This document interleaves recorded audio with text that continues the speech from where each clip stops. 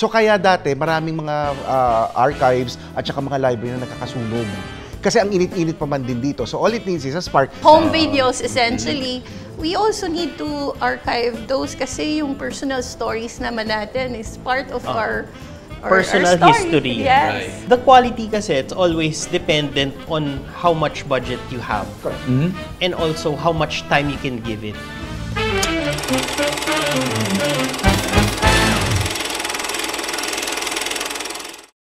So it's about risk, tapos nabanggit nga ni Jeff kanina, no, na minsan depende rin talaga siya sa budget at saka dun sa tagal na tinitake ng isang pelikula bago siya ma-restore. So ang tanong nga, no, magkano ba? How much does it usually cost? How much do you want to spend? Oh, really? No, because a movie, parang ganito no movie will ever really be complete. Ang advantage ni na Jeff, equipment yun. Yeah. So, sa amin kasi we invested in the machinery to restore it. Kasi ang In-house. Kasi ang ano naman namin doon, ang mandate was to do whatever it takes to restore the films. So if you have that in mind, you look for solutions na, okay, scenario A, B, C. And also, take into consideration na ito lang ang available copies, period. Walang nasa ibang vault, walang nasa ibang lugar, and all of that. So, it ends there. Kung hindi namin kayang gawin, no one will do it for us. Correct. So, we invested talaga na, okay, we have to do everything we can to restore it. So, we invested towards that type of parang foresight. You should go to their lab. Ako iba yung kukwento ko naman. It's one digitization project I did with PFA, Philippine Film Archives, yung Sakada, when we requested to have it screened noong 2018 during the Human Rights Month. And pwede ko sabihin na mura yon if monetary yung usapan na, kasi nag-cooperate lahat sa sense na yung after finding the real copyright holder, kasi yung nasa poster pala ng Sakada, hindi yun yung talagang producer, si Oscar Miranda.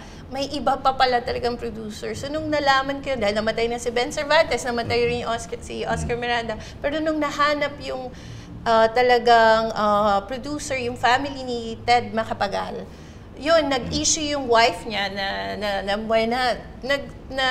nagbigay ng permit, at wala silang nung period na siniyel na fees para mabigay yung permission nila. And naka-deposit yung Sakada originally sa PIA and dineposit sa under FTCP, yung NFAP na naging PFA. So anyway, ang point is, lahat yun nagbigay ng consent, pumayag yung PIA as depositor, and yung PFA that time, sila Rocky, sila Mel, in-scan yung film para dun sa, gamit yung scanner ng FTCP, na para dun sa screening. And ang good thing dun, syempre, nagka-copy yung archives ng hindi lang, yun nga, yung reels, kundi yung 2K nila in-scan yun, although nung pinroject sa screen, kasi sa UP Film Center, hindi naman kaya ng projector yung ganong same quality. At least HD na project. Anyway, that time, scanning lang yon. Pero anong nangyari? Merong portion kasi na reels na walang sound. Ang nakapag-save nung portion na yun, yung na VCD or DVD na dating nagawa na for Sakada. And compare mo, syempre maganda yung na-digitize ulit. Pero alam mong mas maganda yung films nung film reel nung time na ginawa yung DVD, kasi may mga eksenang better. Yung kunyari yung scratches, wala yung scratches dati. Kasi ngayon, virgin print meron yun na. Right. Pag gumagawa sila ng video copy, virgin print ang ginagamit. Direct from the... Pero pinagsama. Pero ang point ko, yun, ano talaga yun, pwede mong sabing for the love dun sa specific. Although now, I've been telling sila doon na baka this time, ma-proyekto na yung Sakada na talagang ma-restore, ma-enhance. Kasi 1976 yung ginawa, and next year, 2026 will be the 50th year. 50th year. So, why not, diba? Right. The other thing, Carl, another example naman, Soltero and Misterio sa Tuwa took us 7 years to restore. Because the original quote for that was going to be something like 20 million per movie. Ako, from my end naman, my commitment rin naman to si Mr. Lopez was, I will be very responsible with how much we spend on the movie. So, I generally put a cap of about 5 million. So, yung kaya inabot na ganun katagal, kasi naghahanap kami ng mga paraan paano mo mapapababa yung presyo. So, it was sent to Retrovata in Italy. Tapos, yung ginagawa ni Jeff ngayon, na pag nagdidikit-dikit na igagas mo siya para medyo luluwang siya, tapos lilinisin mo, tapos i-scan. But ang feeling namin, because we had been dealing with different facilities, it actually worked out na napababa namin yung presyo kasi it was scanned in Retrovata in Italy for about a year. Pagkatapos, the color grading was done in Manila. Pagkatapos, the restoration was done in Cantana in Thailand.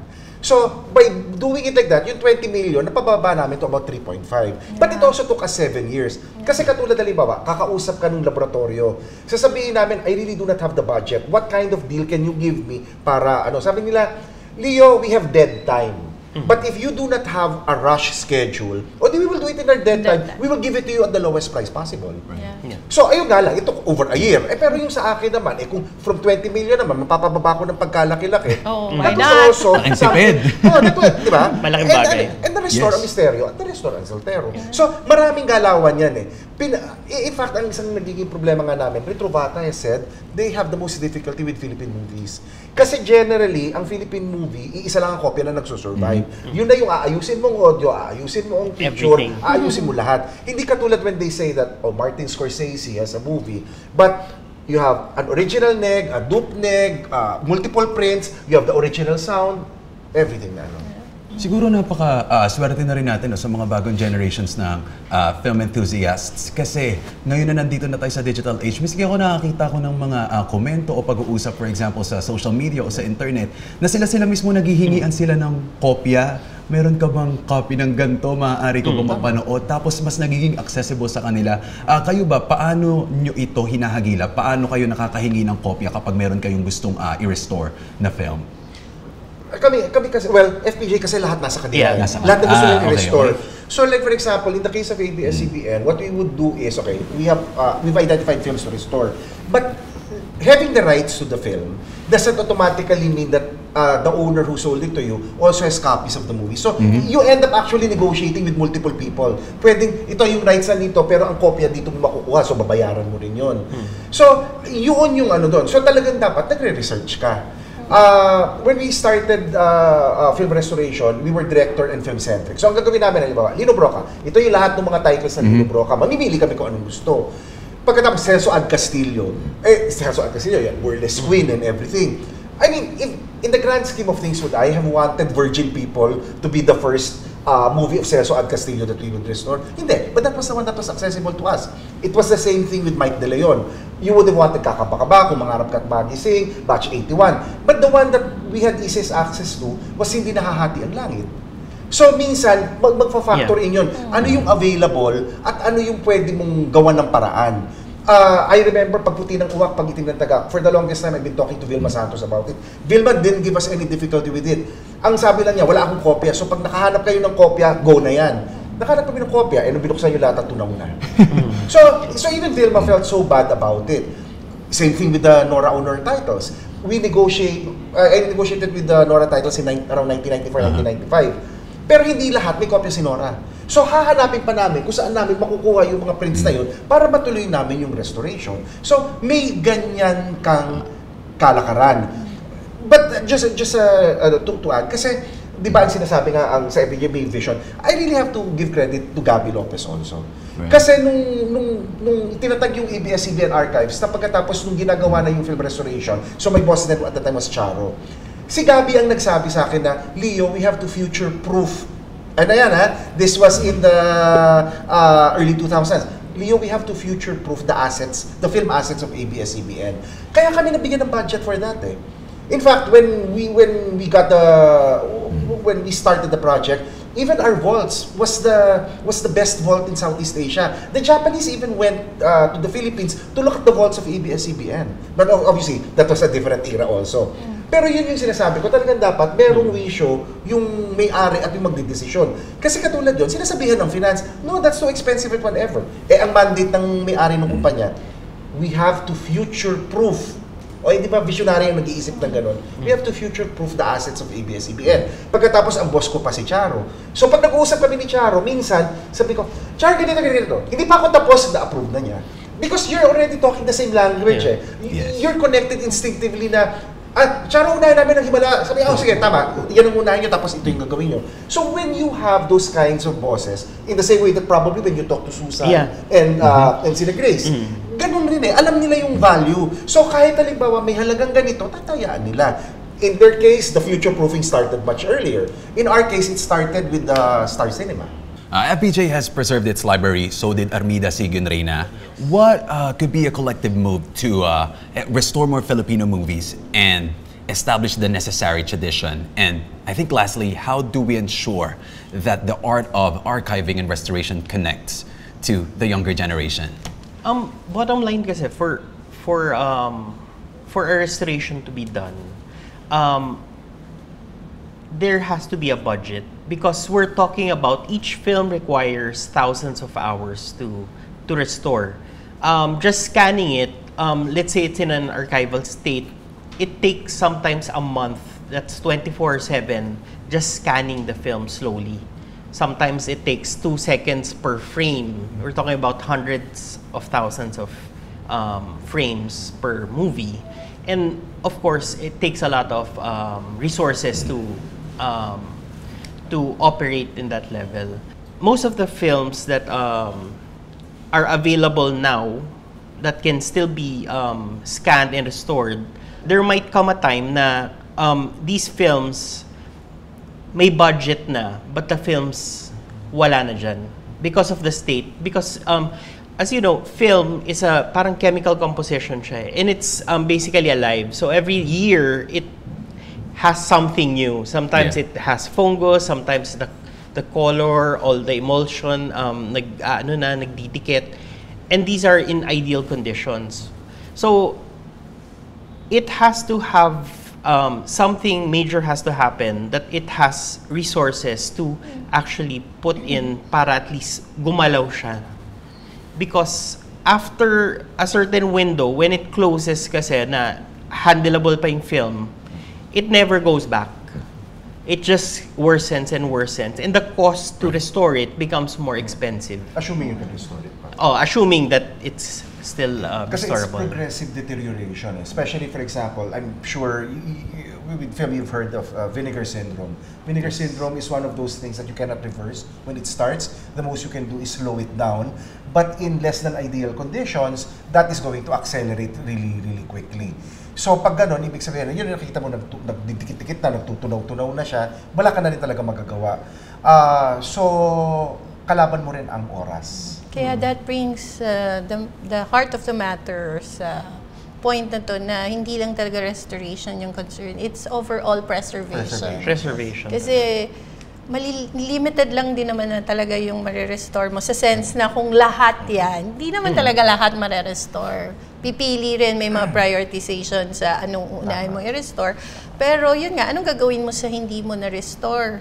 Diba? So, ang kailangan din talaga overall is a very good preservation Plan policy na mangunguna syempre yung government agency, yung state, i-ensure yan with the help of everyone. Kasama nga yung private, yung university, especially like universities with film programs, diba? They can archive the student production. Even as little as informing like FDCP that this film is there is a film can or a film collection in this school or something, malaking bagay na yun.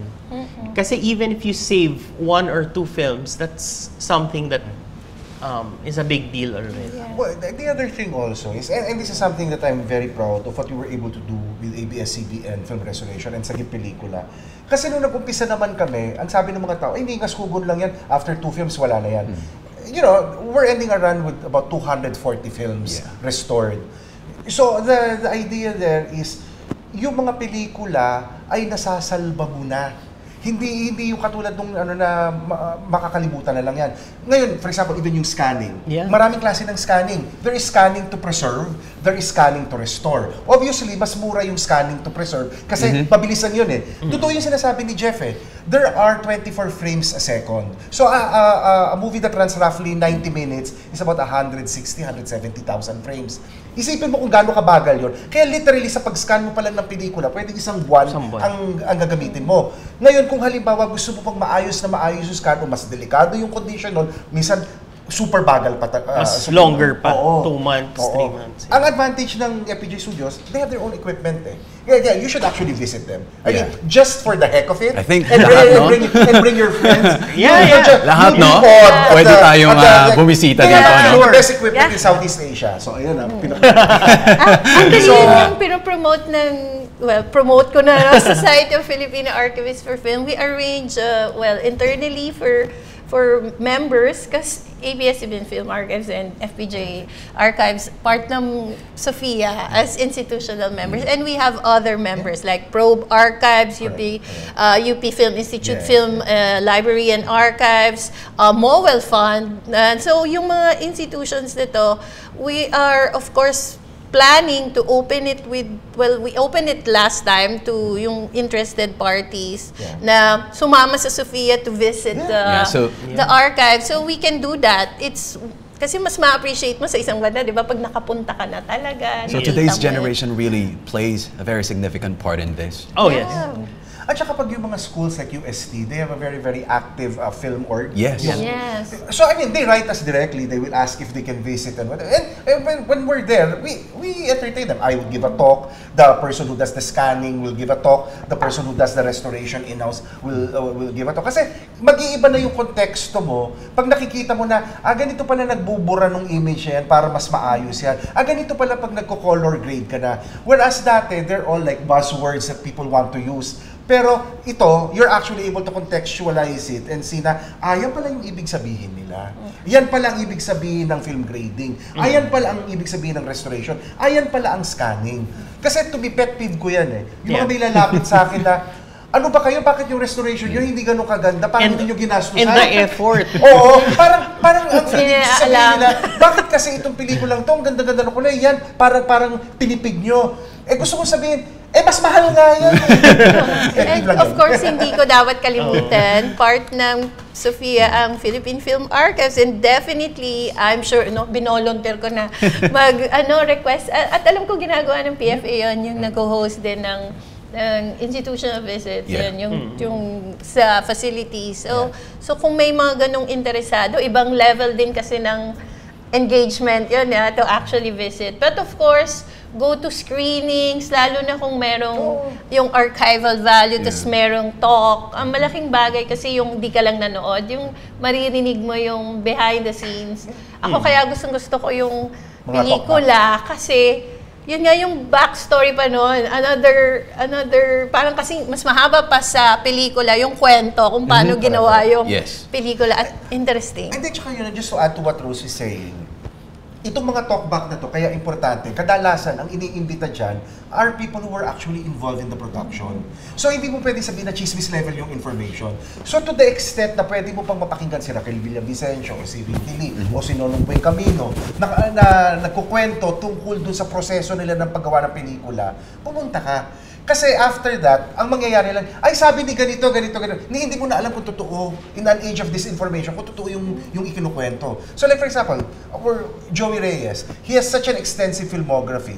If he will have a talkback, I would urge that you listen to him because iba, pag yung totoong gumawa ng pelikula ang magsasalita at magkukwento ng experience niya. Kumbaga yung primary source. It's either hindi siya broken telephone. Lubog eh. Yes. So, sana nga lagi nating nakukuha rin yung cast or crew or yung filmmaker. Although sa mga point na pag wala sila, kasi nga hindi na natin sila kasama, we invite experts or yung talagang mga secondary sources sila. Pero like yung nakaraan, di ba yung Maligno? Yes. Wala na si Direk Celso at Castillo, wala na rin si Dominador Mirasol. Pero we were able to invite the son of Dominador Mirasol na isang faculty ko sa promote sa PUP.